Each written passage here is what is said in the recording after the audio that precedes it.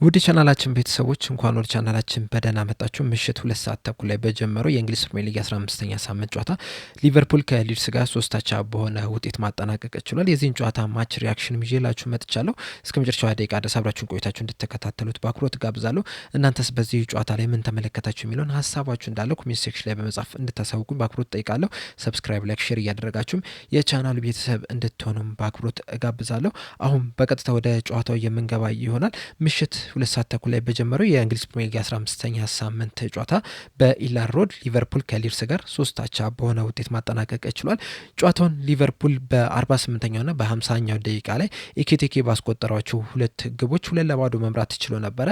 ነገር ግን ካልቨርት ሉዊን 73ኛው ደቂቃ እንደዚሁም ደግሞ ስታች 75ኛው ደቂቃ ላይ ባስቆጠሯቸው ግቦች 2-2 መሆን ሲችሉ ሊቨርፑል በድጋሚ 80ኛው ደቂቃ ላይ ሳቡዝ ላይ ባስቆጠራት ግብ 3-2 በሆነ ውጤት መምራት ችሎ ነበር። ነገር ግን ታናካ ባስቆጠራት የ96ኛ ደቂቃ ግብ 3-3 በሆነ ውጤት ሊጠናቀቅ ችሏል።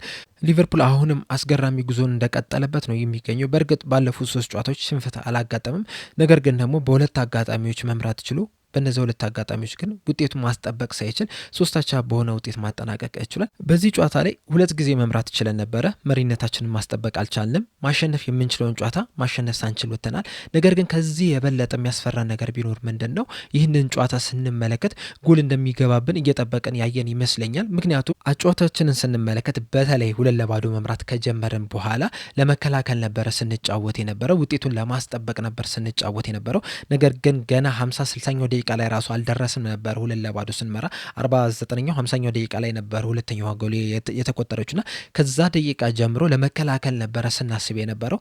በጣም የሚያስገርመው ደግሞ ሊቨርፑል በዚህ ሲዝን መከላከል ላይ በጣም ደካማ ቡድን ነው። ያንን ለምን እንዳሰቡ ራሱ በጣም ነው የሚገርመኝ። ውጤት ከማስጠበቅ ይልቅ ተጨማሪ ጎል ለማስቆጠር መጣር ነበረባቸው። በእርግጥ በጣም ዲፕ ሆነው በመከላከል ከዛ በኋላ በካውንተር አታክ ለማጥቃት ያሰቡ ነበር የሚመስሉት። በዛም እንግዲህ 1-2 አጋጣሚዎችን አግኝተው ነበረ። ነገር ግን ደግሞ እነዚህ አጋጣሚዎች ራሱ ያን ያህል የሚያረኩ አይደሉም፣ ወደ ግብነት ሊቀየሩ የሚችሉ አልነበሩም። እና መከላከሉ ምንድነው ጥቅሙ?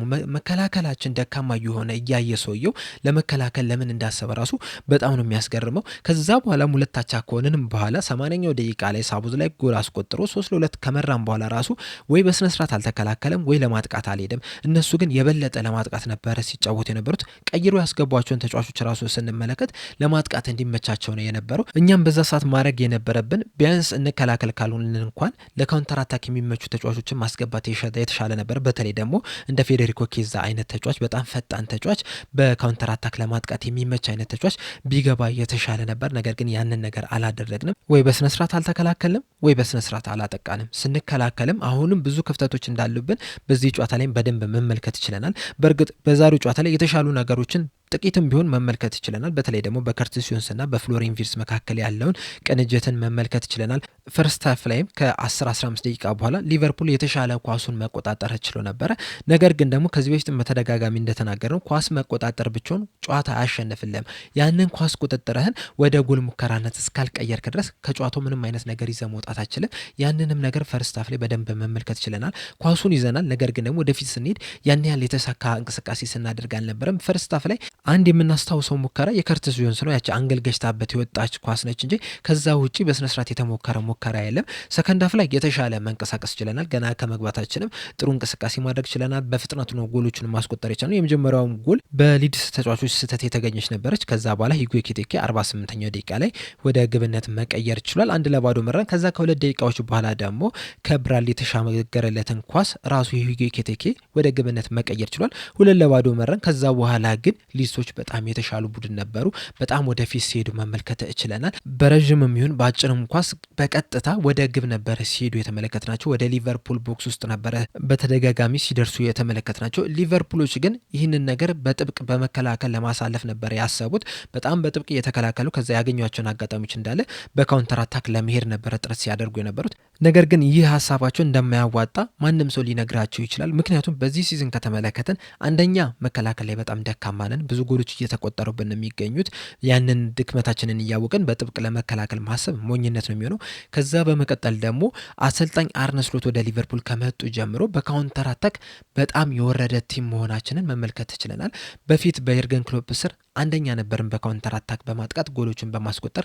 ነገር ግን ደግሞ አሰልጣኝ አርነ ስሎት ከመጡ በኋላ ካውንተር አታክ ላይ ራሱ ያን ያህል ጥሩ የምንባል አይደለንምና ሁለቱን ድክመታችንን ለመጠቀም ማሰባችን ሞኝነት ነው። ያም ደግሞ ዋጋ አስከፍሎናል። ምክንያቱም እኛ ለመከላከል በምናስብበት ሰዓት እነሱ ደግሞ ለማጥቃት ነጻነት አገኙ። በዛም በማጥቃት ነው እንግዲህ ያ የመጀመሪያው ፔናልቲ የተገኘችው። እቺ ፔናልቲ ሙሉ ለሙሉ የኮናቴ ጥፋት ነች። ምክንያቱም እንደዛ ሸርተቴ መውረድ አልነበረበትም።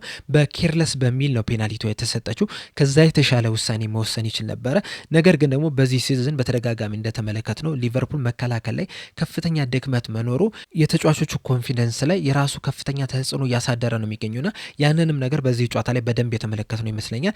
የኮናቴም ሸርተቴም ምናልባትም ባለፈው ዓመት ቢሆን ኖሮ ይወርዷል ብዬ አላስብም፣ ወይም ደግሞ ከዛ የተሻለ ውሳኔ ይወስናል ብዬ ነው የማስበው የነበረው።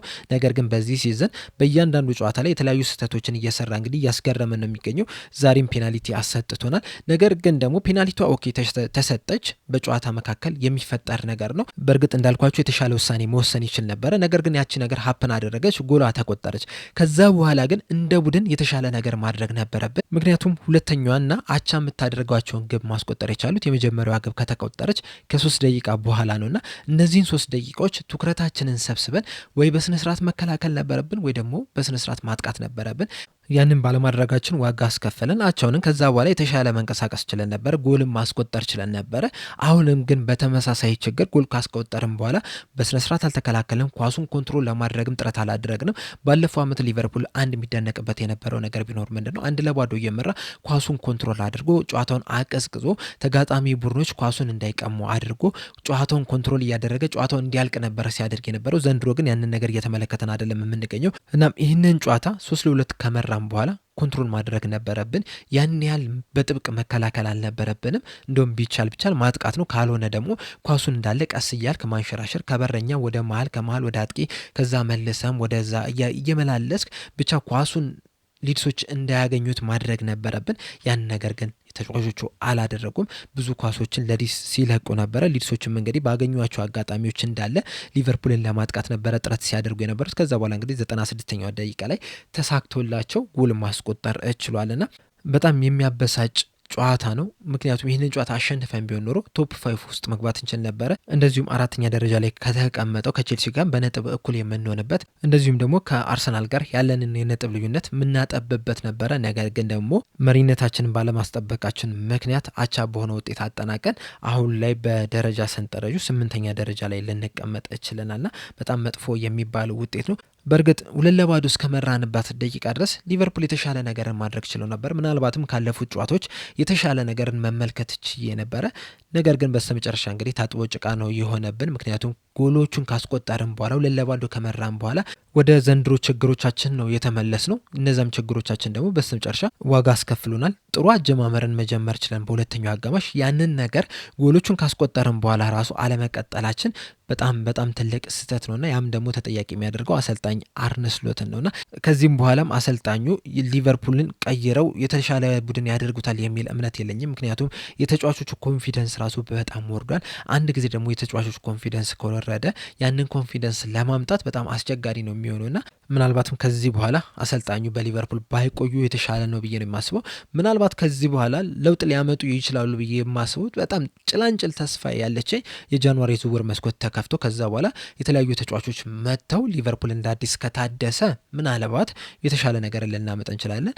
በዚሁ አኳናችን ግን የተሻለ ነገር ይመጣል ብዬ አላስብም። ምናልባትም ከዚህ የባሰ ነገርም እንዳይመጣም ፍራቻ አለኝና የዛሬው ጨዋታ በጣም አስከፊ አጨራረስን ይዞ ነው ማጠናቀቅ የቻለው።